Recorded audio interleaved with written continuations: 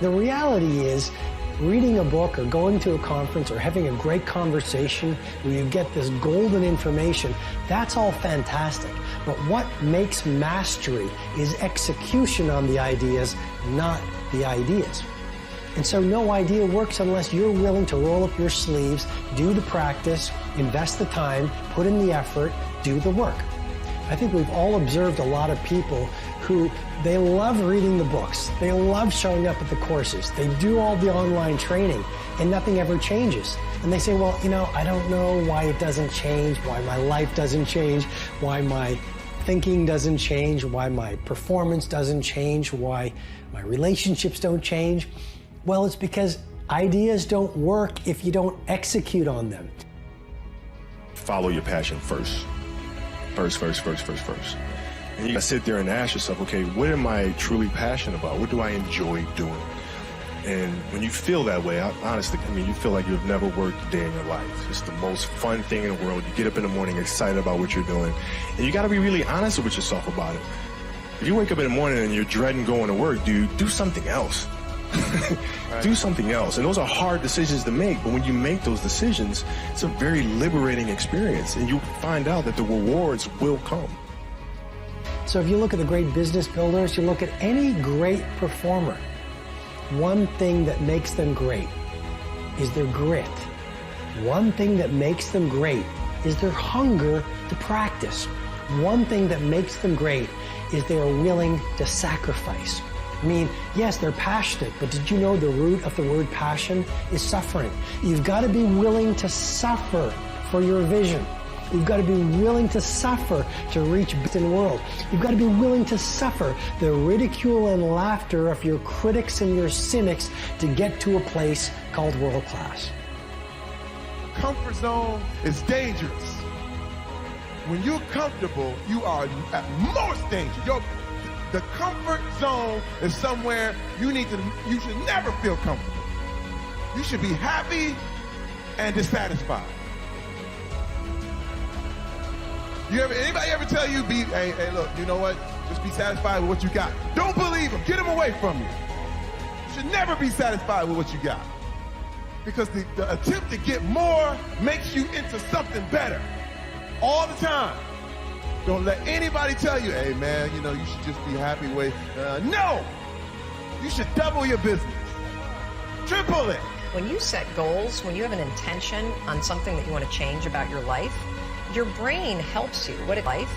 Your brain helps you. What it does is it opens up a checklist, and then your brain goes to work trying to remind you of that intention that you set. And it's really important to develop the skill. And I say that word purposefully, the skill of knowing how to hear that inner wisdom and that intention kicking in and leaning into it quickly. So for me, my brain saying, that's it, right there, move as fast as a rocket, Mel. I wanted to change my life. And I think most people that are miserable or that are really like dying to be great and dying to have more, we want to change. We want to live a better life. We want to create more for our families. We want to be happier. The desire is there. Again, it's about how do you go from knowledge to action. So the first thing in this story that's important is realizing that the answer was in me. And my mind was telling me, pay attention. I had a couple of Manhattans that night. Anyway, the next morning, the alarm goes off, and I pretended NASA was there. It's the stupidest story. I literally went 5, 4, 3, 2, 1. I counted out loud, and then I stood up. And I'll never forget standing there in my bedroom. It was dark, it was cold, it was winter in Boston. And for the first time in 3 months, I had beaten my habit of hitting the snooze button. I couldn't believe it, and I thought, wait a minute. Counting backwards? That is the dumbest thing I've ever heard in my entire life. Well, the next morning I used it again, and it worked. The next morning I used it again, and it worked. The next morning I used it again, and it worked. And then I started to notice something really interesting. There were moments all day long, just like that 5-second moment in bed. Where I knew, knowledge, what I should do. And if I didn't move within 5 seconds, my brain would step in and talk me out of it. Every human being has a 5-second window. It might even be shorter for you. You have about a 5-second window in which you can move from idea to action before your brain kicks into full gear and sabotages any change in behavior. Because remember, your brain is wired to stop you from doing things that are uncomfortable or uncertain or scary. It's your job to learn how to move from those ideas that could change everything into acting on them.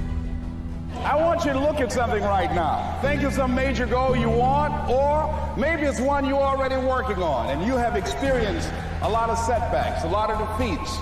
You've experienced a lot of disappointment. Maybe you just need a little fire, a little encouragement to get back in the game again. Here's what I want you to look at. There are winners, and there are losers, and there are people who have not discovered how to win.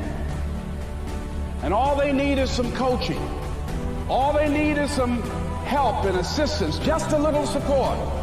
All they need is some insight or a different strategy or plan of action to make some adjustments that will open up the key to a whole new future for them, that will give them access to the unlimited power that they have within themselves. That's all that they need.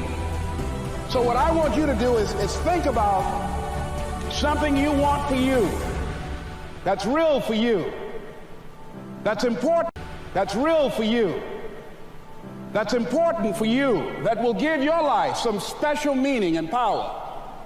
And I don't even want you to say, I can do that. I don't want you to assume that. See, 5 years ago when I started out in this area, I would not have been able to make the mental leap that I would be up to where I am right now. I don't want you to begin to just psych yourself out. No. I want you to be able to say something to yourself that will enable you to maintain a level of integrity with yourself. That when you say this, even when you face tremendous setbacks, it will be a benchmark to keep you in the game, to keep you moving forward and experimenting and readjusting your strategy and your plan of action, continuously looking for ways to win. So what is that something? When you got an idea you want to move on, you might not have the money, you might not have the education, you might not have the support that can keep us going, that will enable us to act on our dream. What's one of those keys that will begin to help us to discover the secrets to our dream? Here's what I want you to repeat after me, please, with power and conviction. Say, it's possible. That's all I want you to do when you look at your dream. Just say to yourself every day, it's possible. Just say that every day to yourself, it's possible. Because what does that do? See, it begins to change your belief system. See, the way in which we operate, ladies and gentlemen, it's a manifestation of what we believe, what's possible for us. Whatever you've done up to this point, all that it really is a duplication, it's a reproduction of what you believe subconsciously that you deserve and what's possible for your life. Before April 1954, the common belief, the universal belief, because it had been tried again and again and again and people had failed, the belief was that man was not physically capable of breaking the 4-minute barrier, that he could not run a mile in less than 4 minutes. That was the belief on the planet. It had never been done. But here's what happened, ladies and gentlemen. Roger Bannister came along, and he broke the 4-minute barrier.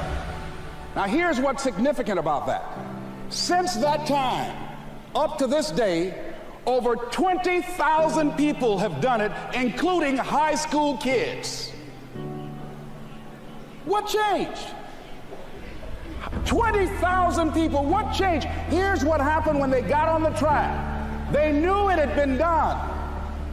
And because they knew it had been done, there was about this barrier, about this goal that was unreachable.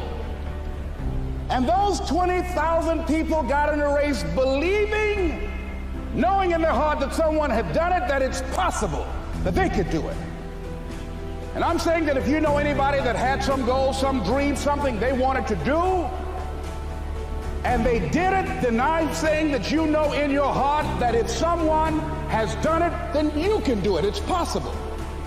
And that if someone can make their dream become a reality, that it's possible that you can make your dream become reality.